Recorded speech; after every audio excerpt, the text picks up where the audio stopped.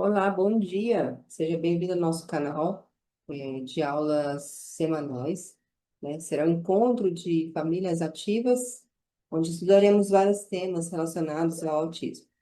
E hoje o tema que eu trouxe para vocês é como identificar os primeiros sinais de autismo, sobretudo em criança pequena, tá?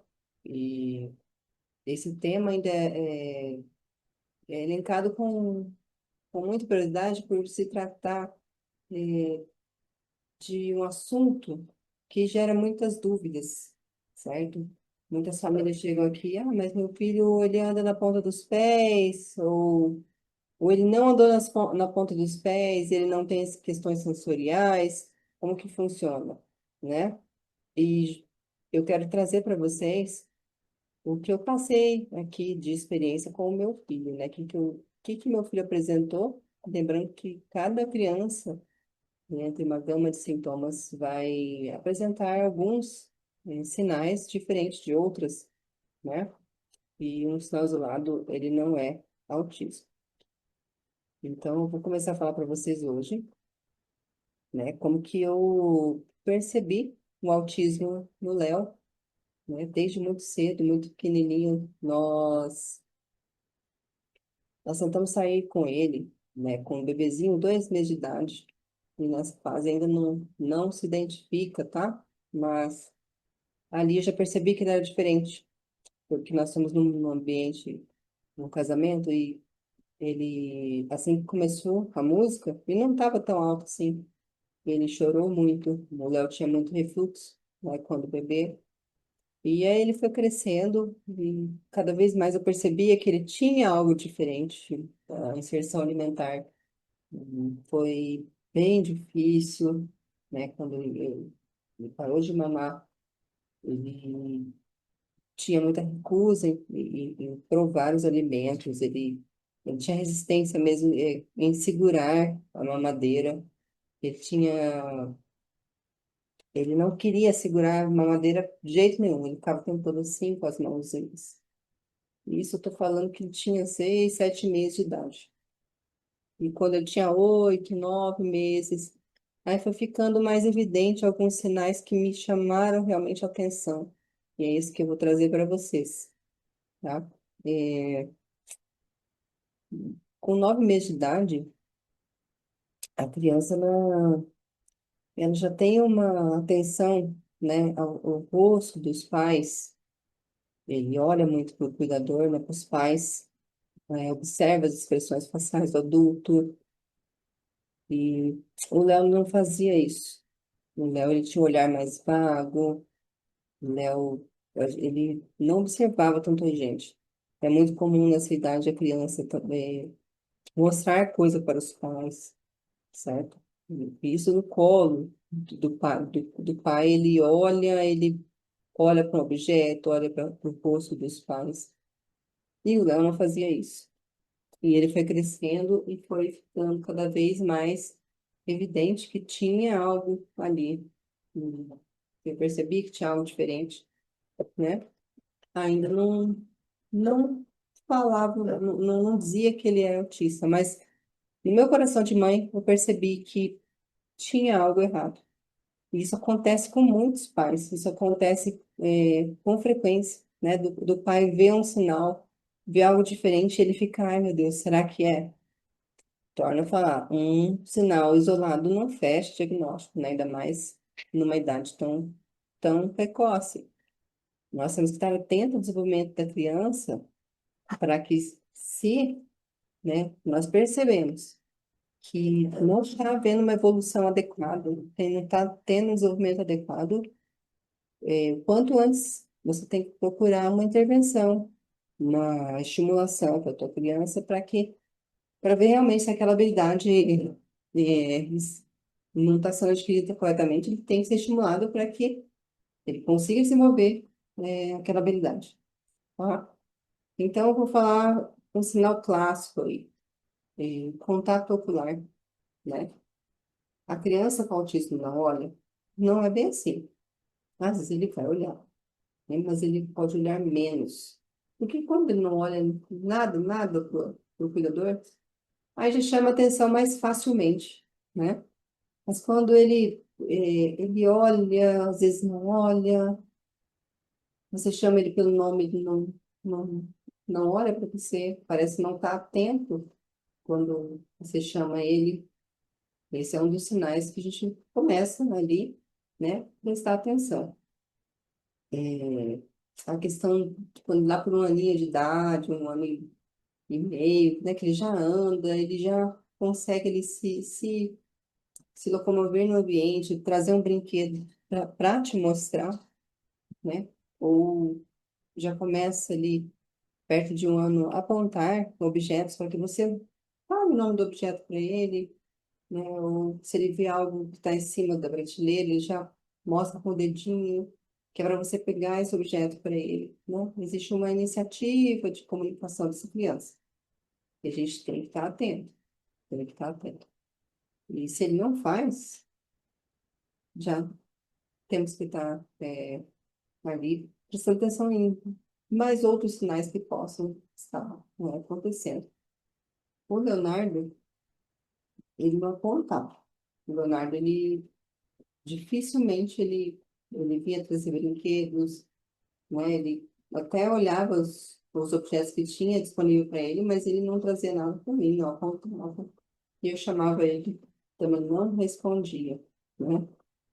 E foi, foram juntando mais coisas, né? Eu percebi que eu tentava mostrar um brinquedo para ele, o funcionamento de um brinquedo, e ele não se atentava ao meu comando. Vem aqui, ó, aperta.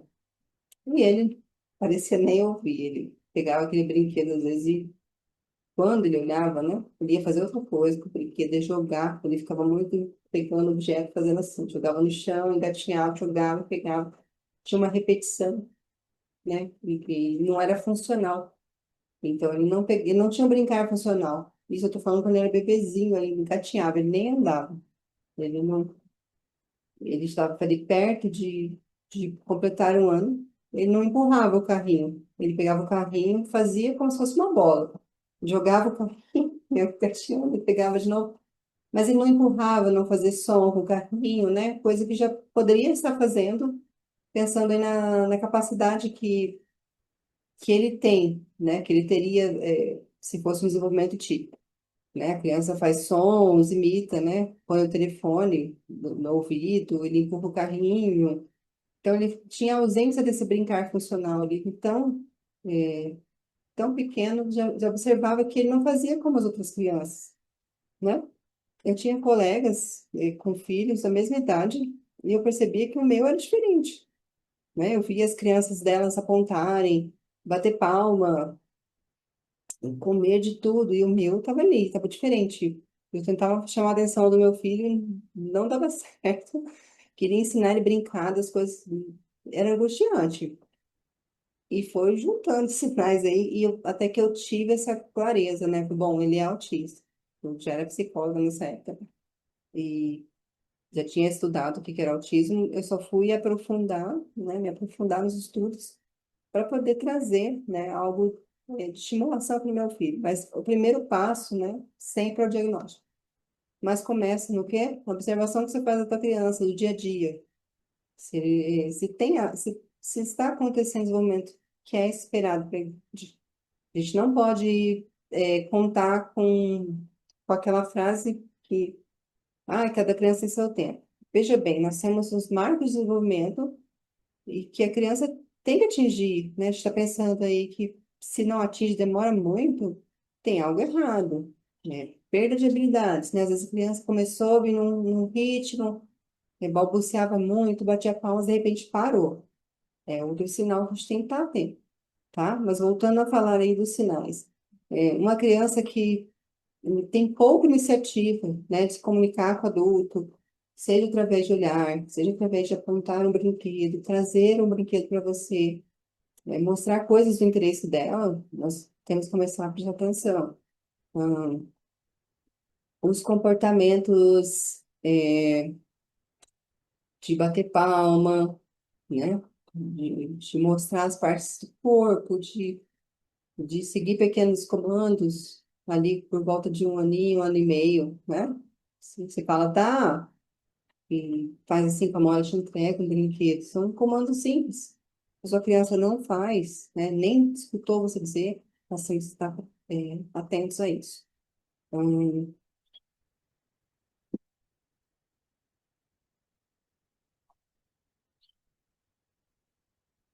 brincadeira de cadê achou? Cadê mamãe? Achou. Aí o guri nem entendeu. Se sua criança se faz isso, a criança não acha engraçado. É outro sinal que você pode estar pensando aí, né? Isso quer dizer que é algo social, né? São as brincadeiras sociais esperadas para essa idade. É cadeia show, fazer, bater palma, cantar musiquinha. Então, a gente tem que estar atento. Se a criança não apresenta, esses danos, certo? E ainda vamos além. Muito, muito precocemente conseguimos, perceber interesses, em comuns, né? Por ventiladores, por máquina de lavar roupa, né? Ele começa, às vezes, a ter interesse que outras crianças da mesma idade não têm. Isso também pode nos chamar a atenção. Tá? Lembrando que, isoladamente, isso não é uma lista de verificação, né? Para você, é o meu filho é autista. Mas a gente tem que pensar que sinais que a gente está atento e quando buscar ajuda, que é o principal. Então, nós vamos ter esses interesses comuns, às vezes ouvir o mesmo vídeo 1000 vezes, querer assistir o mesmo, o mesmo vídeo, a mesma música, nós tem que estar atento, né? E essas crianças também são muitas vezes rígidas com a rotina. Elas percebem, uma mínima troca da rotina já incomoda bastante. Então, às vezes, o caminho que eu faço para ir para a escola, um pouquinho maior, ele já vai prestar atenção. O caminho que eu faço no mercado, o caminho que eu faço para a padaria, ele vai querer sempre tudo do mesmo jeito. É muito comum acontecer, né? As crianças terem essa, essa necessidade que tudo aconteça, de forma igual, de um mesmo padrão, né? Eles têm apego, com isso. Ainda, né, pensando, nesse tema, o Léo, ele sempre teve muita dificuldade, né, na troca, né, de brincadeiras. Então, ele estava montando, por exemplo, uma torre azul com os blocos. Ele só queria montar azul. Ele não aceitava nenhuma cor diferente daquele bloco. Ou se ele estivesse brincando de uma certa forma com o carrinho. Ele não queria trocar, não queria fazer outra coisa com aquele carrinho. A gente começa a prestar atenção, né? O que está acontecendo com a tua criança? As questões sensoriais também aparecem muito. Eu acabei de falar do ponto de andar na ponta dos pés. Isso são movimentos, em busca sensorial, mas no caso dele apareceu lá na inserção alimentar, né? Naquela época ele tinha preferência por cremosos, ele não queria, mastigar, né? E hoje o contrário, ele odeia cremosos. Hoje em dia ele tem aversão à coisa cremosa. Mas quando bebê, ele queria o cremoso e não queria nada que fosse que exigisse mastigação dele. Isso foi muito trabalhado de forma multiprofissional, né? Eu fiz muitos estímulos com o Léo, recebendo orientação na época, e nós conseguimos inserir muitos alimentos no cardápio dele. Mas tão novinho, não. Foi muito difícil a inserção alimentar. Ele só queria, de um tipo de papinha, um tipo de mingau, né? Ele aceitava fruta, depois ele não aceitava nenhuma fruta. Ele comia feijão, depois não queria mais feijão. E aí fui percebendo, né? Juntou tudo, né? Não gostava de locais barulhentos. Ele ficava totalmente irritado quando, nós fomos uma vez em um shopping e ele tinha coisa de um aninho, quase isso. Ele não suportou o barulho do shopping. Aquele barulho de gente conversando, né? Muito estímulo ali. Ele começou a chorar no carrinho, a ponto que nós tivemos que ir embora. Então, nessa época foi ficando cada vez mais difícil, né? Até vir o diagnóstico. E nós mães sabemos, né? No, no fundo, a gente espera que nossa criança não tenha nada. Eu gostaria de que alguém me dissesse, ah, você tá, pode ficar tranquilo, não tem nada, é só da, é uma fase, mas graças a Deus os profissionais que receberam o Léo na época, eles me orientaram diferente, olha, tem atraso de desenvolvimento, tem alguma coisa errada com seu filho, sim, vamos investigar, vamos começar a estimulação. Então, assim, essa ajuda que eu busquei na época foi muito importante, de profissionais que realmente me disseram, olha, não é coisa da sua cabeça, né? Tem muitos sintomas aí que sugerem que possa vir o autismo, e posteriormente eu tive o diagnóstico. Mas naquela época eu tinha somente sinais. E eu via vídeos na internet, assim, com toda a família, que de início quer buscar uma resposta, quer conferir, até mesmo antes de ir no médico. A gente sai procurando vídeos na internet, procurando material, para ver se tem fundamento aquela nossa suspeita, né? Mas o principal não é o rótulo, o principal é se há algo errado, você começar imediatamente uma estimulação. Se tem algo que não está dentro do esperado, se a habilidade está demorando a acontecer, chegar, o ideal é começar a estimulação. A gente não pode esperar muito tempo, porque nós temos janela de neuroplasticidade no cérebro da criança, né? E ela tão pequenininha, ela aprende mais rápido, a gente consegue ter um prognóstico muito melhor. Então, uma criança hoje que tenha suspeitas, né, do autismo, o ideal é que a gente comece urgente a estimulá-la, e depois, se não foi autismo, foi só um atraso, tudo bem, né? O que não pode acontecer, a gente ficar esperando, né, esperar que esses sintomas piorem e aumentem, né, a longo prazo, e a gente perde essas janelas de oportunidades que ele tem, né? Se o pai e a mãe não conseguiu aproveitar essa janela, tudo bem, você fez o que você podia quando você tinha na época, certo? Nunca é tarde para começar, nosso cérebro sempre continua aprendendo. Não quer dizer que você não pode estimular a criança a partir de 4 anos de idade, ou mais, né? Mas que o quanto antes, melhor. Não fique com a dúvida. E na dúvida, estimule, né? A busca, né, pelo diagnóstico, ela te traz direitos, né? Inclusive, na escola, você tem que procurar o direito do seu filho. Mas o principal ponto que eu defendo aqui é, se há uma suspeita, a gente procura ajuda para que essa criança possa ser estimulada adequadamente e ela tenha uma qualidade de vida melhor, né? Quanto antes, melhor. E sempre vai estar estimulando, porque ela não vai deixar de ser autista, certo? O autismo ele não tem cura, ele é uma condução de neurodesenvolvimento, onde o cérebro dessas pessoas funciona, tem um funcionamento diferente. Ele vai aprender a funcionar dentro da condição dele. É uma maneira que ele percebe o mundo, que ele recebe os estímulos. E isso, né, tem que ser trabalhado porque quando a criança é pequena, pode ser que este cérebro receba de uma forma que não favorece, o aprendizado dela. E se você não faz intervenção precoce, aquilo vira uma bola de neve. Se você não faz uma estimulação para que ela tenha, habilidades, né, de ganhar outras competências, aquilo pode acumular atrasos. Esse é o principal, ponto-chave. Então, assim, a menor suspeita, nós temos que procurar ajuda. Uma coisa bem interessante, é, o exame do autismo, ele é puramente clínico, tá? A gente soma aí várias avaliações, avaliações multiprofissionais.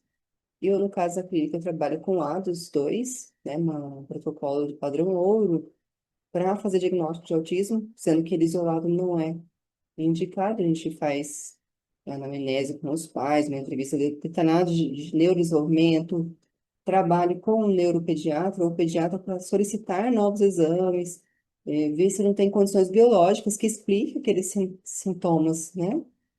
Porque muitos dos sintomas do TEA pode confundir com... muitos sintomas do autismo, ele pode ser parecido com sintomas de outras síndromes, né? Muitas síndromes possam ter esses sinais que parecem autismo e no final não é. Então, é muito importante quando tem um sinal que pode ser autismo, né? E se você não passou do médico ainda, tem que passar também, né? Uma observação pura, clínica, não te isenta de fazer um exame genético, um exame, sabe, para ver se está tudo bem, para ver se não tem outra, assim, ver se não tem outra coisa com a sua criança, certo? Então, assim, quando é autismo, todos esses sinais que eu estou dizendo aqui, não é explicado por outras condições biológicas. Então, para eu dizer que uma criança tem autismo, eu vou fazer minha avaliação, sim. Mas todos aqueles sintomas que ela apresentou, ele não tem a ver com outra condição, né, que já foi previamente investigada. Então, depois que o pai e a mãe fiz o exame de sangue, o exame genético, né, aí você pode pensar, e, bom, ele está apresentando aqueles sinais que lembra autismo, vamos fazer a avaliação, né? Então, é importante sempre procurar o médico, uma equipe multi, né, ou um profissional que saiba avaliar o que que é o autismo, né? No SUS, a gente tem a escala Michat, para direcionar quando é, possa, a criança tem risco para autismo, então isso é disponibilizado até pela internet, os pais que têm a tua criança aí tá com suspeitas, você pode estar baixando no Google, Michat, né, é gratuito, e preencher. Ali também tem um direcionamento que possa te dizer, olha, é bom procurar uma ajuda profissional, né? Geralmente é o primeiro que eles utilizam aí na rede pública, né? Os pediatras fazem o preenchimento da MCHAT e aí começa, pode dizer para o pai, ó, pode ser que tenha autismo, certo? Tem a pontuação, a gente faz o preenchimento, são perguntas sim, não, no questionário fechado. E somado a isso, são esses sinais que eu estou dizendo aqui para vocês, né? A questão do social, as questões sensoriais, as questões da repetição, da rigidez da criança, né? Apego à rotina, de querer fazer tudo do mesmo jeito, não aceitar variações à brincadeira. Só um pouquinho, tem uma pergunta. Se uma família pudesse mudar só uma coisa na rotina a partir de hoje para ajudar o desenvolvimento do seu filho, qual seria? Bom, se você percebe, por exemplo, que teu filho não está te olhando, né? Não está respondendo ao nome, não está compartilhando nada com você, nem no brincar, não se interessa por você, nós temos que desenvolver o interesse social dele. Toda estimulação para o autismo começa no interesse social. Então, eu tenho uma criança que não tem interesse social, né? Porque o coração do autismo ele é social. Principal dificuldade do autismo é social. Então, eu começo fazendo com que essa criança se interesse pelo social. Então, eu preciso de brincadeiras, né, que estimule o sorriso, que ele que eu estimulo ele a olhar para mim e querer estar comigo, né? Sabe essas brincadeiras de jogar para cima? Você joga a criança para cima, joga uma, joga duas, na terceira você espera ele te olhar, segura ele aqui, espera ele te olhar. Ah, e a hora que ele te olhar, joga de novo. Ele tem que se comunicar com você de alguma forma. A gente está estimulando o contato ocular, depois em uma outra situação, né? Se ele não fala nem uma palavrinha, né? Mas você notou que ele sabe fazer uma vogal, fica ali. Então, ele tem competência para fazer o A. Então, eu vou fazer um, dois, três e já jogo na terceira. Né? Jogo de novo, um, dois, três e já jogo. Quando eu segurar ele, eu dou duas de graça. Na terceira vez eu seguro e eu falo um, dois, três e... Às vezes ele faz um A. Eu sei que ele faz o A, mas às vezes não faz intencional. E nós precisamos fazer com que esse som da criança, que ele fica fazendo andando pela casa, se ele seja intencional. Ele seja um A para continuar a brincadeira aqui, ou um A para água, né? Posso deixar a garrafinha dele aqui. Eu sei que ele vai estar com sede, né? E quando ele faz água, eu entrego para ele. Tem que ir estimulando ele aos poucos. Estimulando e fazer com que ele me olhe, ele responda. Se eu chamar ele, José, e ele não me olha, se eu ficar chamando o dia inteiro esse menino, José, José, José, ele não me olha. Gente, tenha coisas legais no seu bolso. tô falando de coisa que ele gosta. Sabe que a criança gosta daqueles carrinhos, aquelas pecinhas? Quando você chamar ele, José, entrega. Ele te olhou, você entrega algo. Ele vai começar a associar que quando ele olha para quando alguém chama o nome dele, ele tem algo legal. E ao longo do tempo, não precisa estar entregando nada para ele. Ele vai associar quando chama José, opa, é comigo, né? E se eu ficar chamando também só para dar demanda, ele não vai olhar. Eu preciso primeiro garantir que essa criança goste de estar com o social, goste de estar comigo, que ele goste de estar ali em movimento, de interação com o adulto, certo? O adulto ele tem que ser a fonte de coisas prazerosas para a criança, né? E eu notava muito isso com meu filho. Eu tinha um patinho na época que colocava o ovinho por cima, apertava e o ovinho saía por baixo. Eu tentava de todo custo na época, eu sabia do autismo, né? Eu aperto aqui. Ele não queria, não estava nem aí para aquele pato, né? Se eu tivesse conhecimento de hoje, eu ia começar, né? Porque isso foi antes de eu começar a estudar sobre o modelo que eu aplico aqui na clínica. E antes de ter instrução, eu cometi essas falhas, né? Eu queria ensinar ele que botava o ovo aqui por cima e apertava. Poxa, são dois movimentos. E os pais, é muito comum que os pais peguem o brinquedo, vem aqui, vão brincar. E já vem com a ideia pronta de brincar aquele brinquedo. Vocês não vão conseguir, gente. Sinto muito me informar. A gente primeiro entra na onda da criança, a gente faz do jeito que ela gosta, a gente ganha a atenção dela, a gente ganha a motivação dela para brincar com a gente. Depois, nós vamos ensinar como o brinquedo funciona, como é divertido brincar daquela maneira. Porque na cabecinha deles, o jeito que ele está fazendo está ok, né? A gente fala, mas, poxa, não é assim que brinca com aquilo, né? Meu filho pegava carro, como eu falei no começo do vídeo, e fazia de bola. O carro não é uma bola, né? Mas para ele aquilo era divertido. E por que que ele fazia isso com aquele brinquedo? Ele não observava o ambiente. Ele não entendia que aquele carro é o mesmo carro da rua, né? E fazia brrr, não sabia disso. E onde que a minha criança perde? Se ela não olha o adulto, se ela não olha o ambiente, ela vai acumulando atrás, ela não aprende sobre o ambiente, ela não aprende sobre as coisas.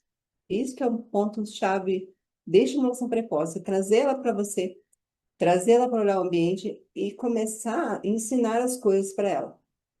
No caso do Léo, ele fazia isso no carro, né? Não olhava para mim, não olhava para o que eu estava ensinando, ele ia brincar com aquele carro. Quem sabe até hoje, se eu não tivesse estudado, me envolvido no processo aí de estimulação, que hoje eu falo muito para as famílias, né? É uma dúvida que eles sempre me trazem. Mas ele brinca com controle remoto, ele não quer brincar com outra coisa. Tá tudo bem, a gente vai brincar primeiro com controle remoto, né? E depois a gente vai inserindo outros brinquedos, vai inserindo na rotina da criança as coisas que ela possa se interessar. Nós vamos testando novos objetos. Você começa o controle, daqui a pouco você vai ampliando esse jogo dele. Mas para isso eu preciso ganhar que essa criança tenha interesse em brincar com o adulto, tenha interesse em comunicar, tenha interesse em estar comigo, acha divertido, né? O ponto-chave de estimular uma criança pequena é a diversão. Se você trazer diversão para o teu filho, você consegue estimulá-lo, né? E tem um mito muito. Eu digo que é mito, e ainda muitas pessoas falam isso, tá? Que a criança autista não é carinhosa ou não tem necessidade de pessoas, não é bem assim. O cérebro autista, ele tem a menor necessidade, né, de orientação social. Então, já tem estudos onde colocam imagens de rostos e ao lado imagens de objetos. Aquelas crianças que foi feito esse estudo, elas olharam muito mais para os objetos do que para os rostos humanos. E as que não tinham autismo, elas olhavam para os rostos, certo? Então, é, nesse estudo que ficou claro que as crianças que tinham risco para autismo, elas olhavam menos, ela tinha menor orientação social. Então, esse raciocínio fez com que várias teorias hoje que são utilizadas na intervenção precoce explica o seguinte: a gente começa trazendo pela orientação social para que a gente consiga desenvolver essas crianças, tá? Então, o principal, sempre trazer o social, sempre trazer o sorriso. e adaptar o que você tem na sua casa na rotina da criança. Descobrir o que ela gosta, é, observa o teu filho, o que que ele gosta, o que que ele está brincando, né? Que música ele gosta. E tem criança que não gosta de música, tá? Tem criança que vai tampar o ouvido. Nesse caso, a criança que tem audição muito sensível, ele está ouvindo mais provavelmente que uma criança neurotípica. Ele tem essa sensibilidade, ele não vai gostar que canta, nós vamos ter que descobrir outras brincadeiras, né? Uma coisa que eu não falei aqui da imitação. Muito pequenininho, a gente tem que prestar atenção na imitação. Seu filho está imitando você? Se ele não está imitando você, isso é um alerta muito, assim, eu falo que é um dos principais. Não está olhando, não está imitando. Porque daí não tem como ele aprender. Você quer, ele tem que te olhar, né? Se o carro faz assim, ele vai te olhar. E ele vai lá e imita. Se ele nem te olhou, nem está te imitando, é um sinal, sim, que possa ser um autismo. Claro. Lembra que eu falei que não descarta a condição biológica. Então, eu tenho que garantir que minha criança tenha condição motora de empurrar o carrinho, né? Então, se ele está sentado, ele consegue sentar para empurrar o carrinho? A gente não vai querer que uma criança que às vezes nem está andando, nem consegue sentar, imite. Então, veja bem, a gente tem que olhar que nível a criança está para fazer esse tipo de análise. Enfileirar brinquedos. Isso é outro assunto polêmico. Eu faço avaliação aqui na clínica e tem criança que enfileira brinquedo. E se eu sou profissional e eu avalio com lados dois e tem 5 módulos. Então, tem o módulo para criança que fala, criança que não fala. Eu sempre escolho de acordo com o nível de linguagem e a idade da criança. E tô eu avaliando a criança. E ele enfileirou os animais, por exemplo, né? E ele fala. E eu pergunto, por que você enfileirou? O que que eles estão fazendo? Aí a criança pega e me responde. Eles são soldados, eles vão marchar. Gente, olha isso. Então, nem sempre o enfileirar é autismo, tá? A gente tem que pensar o quanto isso é repetitivo e o que que significa aquilo. Porque às vezes a criança está imaginando ali. Aí, se eu sou um profissional que não tem essa sacada, eu vou anotar no meu teste ali, enfileirou o brinquedo, né? Então, e aí eu perguntei para a mãe depois, ele enfileira sempre? Não, não enfileira sempre. Então, assim, eu tenho que ver quanto ocorre aquele interesse, aquele movimento repetitivo. Ele enfileirar uma vez não quer dizer que é autista. Uma criança que é mais organizada só não quer dizer que é autista. Uma criança que uma vez ou outra faz uma birra, né? Ele se descompensa, não quer dizer que é autista. Às vezes um atraso de fala só, sem os outros sinais, ele está com a fala atrasada. Mas ele tem interesse social, ele imita. É autismo? Não, isoladamente não é autismo. Então nós temos que ter um cuidado antes de rotular, né? Assim, a gente tem que prestar atenção em que momento, né, que eu preciso me preocupar. Poxa, quando junto um monte de sinais, minha criança não está desenvolvendo. E isso é um constante na vida dela, aí eu busco ajuda profissional, né? Vou investir em consulta com neuropediatra, em avaliação, para poder realmente identificar se tem autismo ou não, né? O isolado não acontece. E a prática clínica aqui, a de avaliação, me trouxe muita visão em relação, por exemplo, às vezes a criança tem um gosto a mais por um desenho, né, por um personagem. Mas ela aceita flexibilizar, brincar de outras formas. Entende? Então tem que ver que ponto que tem que encontrar esse limite. Até que ponto tá ok e que a partir disso sim, né? Sobrou. Aí é demais e eu preciso me atentar para ver se não é um autismo. Lembrando, né, que essa avaliação nunca é isolada. Eu faço avaliação aí dos dois aqui, e aí tem a avaliação da médica, às vezes tem avaliação de outros profissionais, né? O autismo muitas vezes também prejudica questões motoras, então tem que estar atento se ele está atingindo os marcos, motores. O meu filho, ele foi atingindo sempre com atraso. Ele ficava ali, para engatinhar, quase completando o marco correto, ele engatinhava. Para andar, ele atrasou um pouco mais. E aí foi, né? E ele teve muitas questões motoras que prejudicaram ele e outras coisas, certo? A gente preocupa muito com a escola, né? E o motor exatamente atinge muito a fase escolar. Porque quando tem atraso motor, ele é no corpo inteiro, né? A fala é um refinamento motor. A gente tem que pensar que a criança primeiro tem interação social, ela tem imitação com objetos, com pequenos brinquedos, então eu vou imitar, vou empurrar o carrinho, ele vai me imitar empurrando o carrinho. Depois ele vai imitar o barulho do carrinho. Brrr. E aí tem essa atenção compartilhada, de olhar para mim e fazer o que eu estou fazendo. E ele saber imitar. E por último vem a fala, o carro, né? Isso demora, é lá no final. E é muito comum o autismo afetar a parte motora. Então, assim, se seu filho começa a ter atrasos motores, vamos ficar olhando, né? E a fala é um refinamento. Porque a fala é motora. E bem difícil, tá? Porque eu tenho que. Geralmente a criança vai olhar a boca do adulto e o cérebro dele vai ter que codificar para conseguir emitir a sílaba.